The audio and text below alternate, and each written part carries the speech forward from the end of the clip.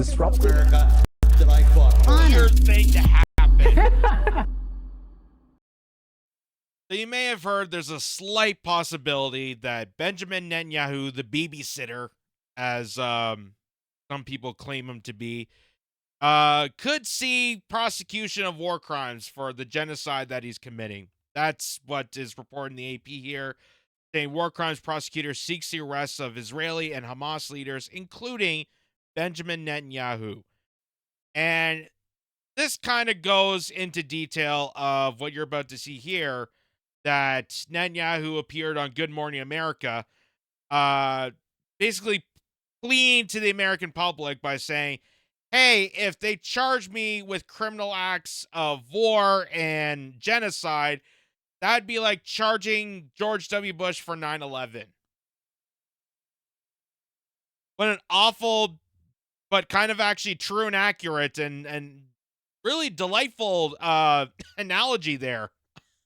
I would like to see both the prosecution of him and George W. Bush. That would be a really interesting take if we had some sort of justice in this world. But here's what he said here on the morning show. Symmetry between the democratically elected leaders of Israel and the terrorist chieftains. That's like saying after 9/11, well, I'm issuing arrest warrants for George Bush, but also for bin Laden. Or after in World War II, well, I'm issuing arrest warrants for FDR, but also for Hitler. It's a hit job. It's not serious. He's out to defame Israel, and he's also pouring gasoline on the fires of anti-Semitism that are spreading around the world. Because not only does it sound like a great idea to the fact that we hold people accountable for heinous acts of abusing their power, you know, there's a lot of different things we could charging George W. Bush on and this guy. You know, I would even go on the level to say that I'm not a religious man, but have we considered crucifixion again? Just saying. I'm not recommending, but I'm just saying. Could happen. But now he's trying to cower away, saying, hey, whoa, that's a hit job on us. That's a hit job on Israel. That's a hit job on, you know, that's anti-Semitism being fueled by gasoline. But to that point, if you're really trying to throw that in as like a dog bone to try to cower away from your heinous acts, it's the boy that cried wolf. Like, the more times that you say anti-Semitism or anti-Semitic or you're doing this against Jews, it doesn't actually serve the purpose of why we call out anti-Semitism. You're the boy that cried wolf. Because the more times you say it's anti-Semitic, when something actually is deliberately anti-Semitic, like killing Palestinians, who are Semites, by the way. They are Jewish Palestinians and Christians and Muslims and Arabs living in that area. So yes, you are being anti-Semitic, but they can't call you out because you're deflecting by saying other things are anti-Semitic. It's the whole race card thing. Oh, well, you're a racist. Well, if you just blurt it out in the open, again, it's the boy that cried wolf. So when something actually is racist, people are not going to react to it because you just blurt it out for everything.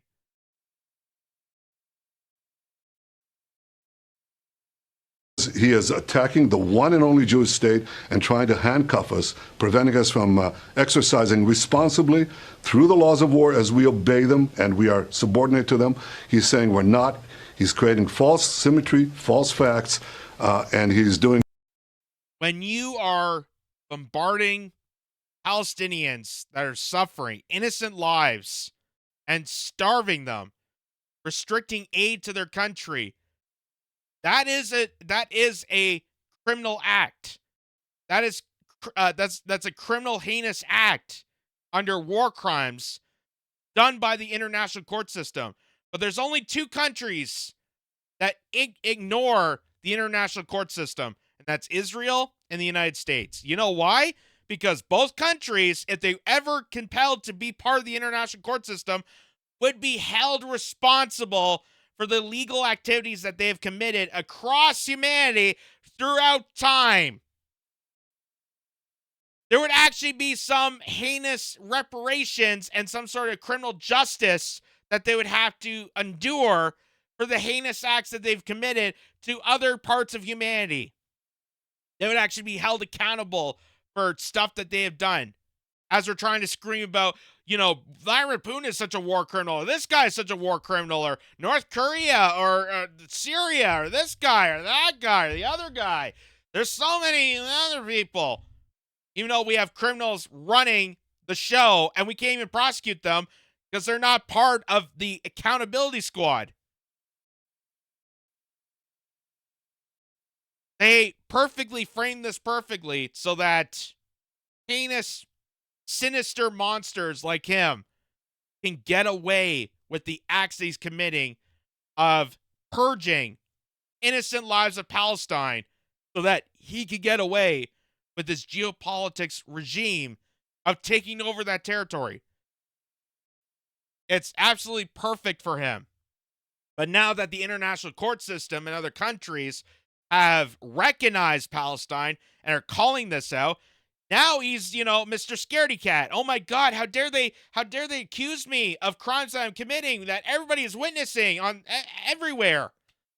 How dare they actually defame me for being a criminal when I'm trying to get away with crimes? Just absolutely horrific that I'm actually held accountable for my actions. I like what this guy had to say. Correction, charging you with crimes in Gaza is like charging George W. Bush with crimes in Iraq. Bingo. That is exactly the analogy to point there. The fact that George W. Bush deliberately lied to the entire nation, slandered people, that we illegally invaded a country that had nothing to do with anything, and we slaughtered and massacred people by millions to take their oil. That would be a serious act we'd be filing and penalizing George W. Bush for. But he's able to walk free. He's able to go free. Same with Dick Cheney. Same with Condoleezza Rice. Same with all these other nefarious ghouls that still walk among us. Because we're run by criminal psychopaths that don't care about any sort of obligation, any moral objections, anything. They are just absolutely sinister monsters. And I would agree, yes, we need to absolutely prosecute these two. I would say the more the merrier. Let's get dirt on every single administration that has actually done diligible harm to civilization than most people that are in jail right now. Let's actually figure out how many criminals walk among us in top egregious power that dictate over us. Let's try to figure that out. So, and it's interesting that this is all coming together because this guy, Freedom, Truth, Honor, says that Zionists are terrorists. In a 1986 interview, Benjamin Netanyahu, then serving as Israel's ambassador to the UN, the United Nations, gave a remarkable present description of himself 37 years later, while responding to a William F. Buckley Jr.'s question about defining terrorism. So, it's amazing that Benjamin Netanyahu, this guy who clearly has no soul, no shame, no remorse, no regrets, nothing. Because, as you're about to see here, in 1986, he's predicting him being a war criminal. He's exposed himself and given him pretext to allow him to be the war criminal disaster that he is right now. Listen to this. What terrorists do is target the innocent deliberately, and therefore my definition of terrorism is the systematic and deliberate attack, the murder, maiming, and menacing of innocents, civilians, for political goals. You can tell a lot about terrorists, but what happens when they come to power? Those who fight for freedom and come to power do not impose terrorism. Those who do, who fight in terroristic means, end up as being masters of terrorist states. Isn't that something?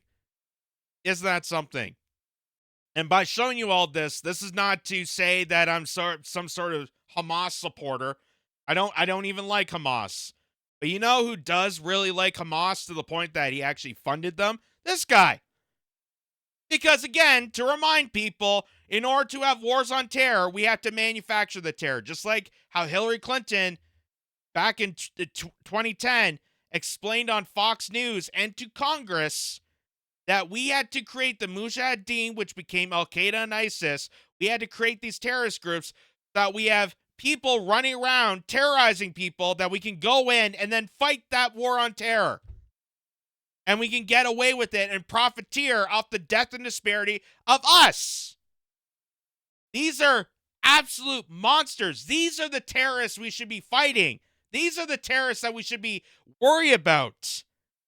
These are the sinister MFers that are screwing this nation sideways. And they're siphoning your funding, your tax dollars to allow this to happen. You can't get health care or a roadway fixed or bridges repaired, but God forbid, we have lots of money to kill. We have lots of money to shoot down people, massacre them, bomb them to shit, and expect to get away with it. And anyone that has any accountability or questioning or concerned about this criticism is hailed an anti-Semite. It just seems all so perfect for someone like him. The evil mastermind of Benjamin Netanyahu that has taken America and taken Canada and taken all these allied nations for granted. And they're going to go along with it because Israel has blackmail on them. That's part of the whole Mossad regime. That's why the intelligence board and military occupation, that's all they have in this statehood of Israel is they blackmail other countries to subvert their power to allowing this genocide to go on. That's why they need some sort of October 7th measure, a 9/11 scenario to play forward. And guess what? They did. Now they're using the hostages that they're supposed to be saving as a sacrifice. They're sacrificing their own people to allow this terror to keep going on and keep this going because, as Julian Assange, one of the greatest journalists alive, has always told us, the point of these wars is continuous. They don't want the war to end. They don't want diplomatic solutions. They don't want any sort of resolution. They don't want to save the hostages. They don't care about the people. They barely care about the people in Israel that are protesting this bastard. All they want is endless war so they can capitalize on the death and disparity of us. That is the true context of this. And anyone that says clearly about this is, under this guy, deemed an anti-Semite to discredit people. And discredit people that are holding him accountable. Even though he perfectly described his future self in a 1980s clip. And speaking of 9/11, I thought I'd just throw this in here because this is kind of interesting. This is from the publication in Israel. That's apparently able to get away with reporting scenes like this and not in America or in Canada. You'll never hear this in our media in the Western Hemisphere. But they're able to just go on the record to show what a horrible monster this guy is. So, a report saying that Netanyahu says 9/11 terror attacks were good for Israel. According to Ma'ariv, I don't know how to pronounce that. Netanyahu said Israel is benefiting from the attack as it swung American public opinion. Wonder what that opinion was. I wonder what they're trying to convince people to do. I wonder what that horrific scene that unfolded on people's eyes, I wonder how they were trying to manipulate people to then go on to the war wagon and try to subvert themselves to the war machine and get propagandized and get paranoid and fear-mongered into the endless war empire, into the 20 plus years of war lies on the war on terror.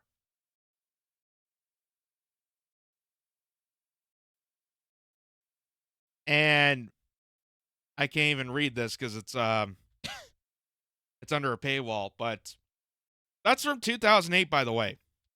I just want to point that out. That's from 2008.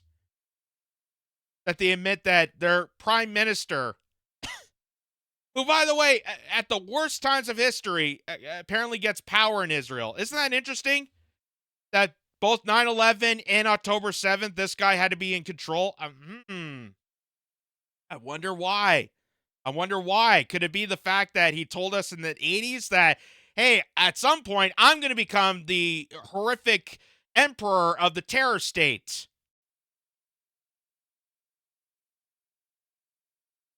The more you get into this, the more fascinating it becomes. And it's perfectly more clear now that the whole idea, the whole production, the whole manufacturing of the supposed Jewish land in the Middle East was purposely played out, a ploy for the intelligence agencies, for the United States military empire, and for the global war machine to cause a ruckus in the Middle East. And they needed purposely in that area, specifically in Palestine, that Israel had to erect itself because it was perfect enough that they could keep a monitor on other nations in the Middle Eastern territories. It really is like RFK Jr. says. It's an aircraft carrier. That's why America has to support Israel, because otherwise then we won't have control of the Middle East. We don't have control over democratically elected nations, and we can't throw them over and turn them into dictatorships and sex slave tropes and terrorist sleeper cells. We can't do that anymore if we don't have some sort of Jewish state. It has nothing to do with religion. It has nothing to do with Judaism. This is all purposely done for the criminal cabal, the war criminals gathered together to play this awful game of risk that's sacrificing our lives. And they just don't care because really deep inside, they have no morals, they have no ethics, they have no values, they have nothing. They are sinister, twisted, psychotic, sociopathic, twisted bastards. That's the nicest way I could say it, without YouTube having a heyday on me swearing, but that's really what it comes down to. This is brought to you by Ground News, the versatile news app and website that gathers all the world's media on one place and allows users to compare coverage. Ground News gives you the access of thousands of sources worldwide, allows you to see the media blind spots, and even gives analysis on the bias and factuality of those stories. Weave your way through the mainstream narratives, the corporate lies, and have total access to find complete information that you deserve. Click on the link below and get 15% off a subscription. Be critical, be informed, be ground.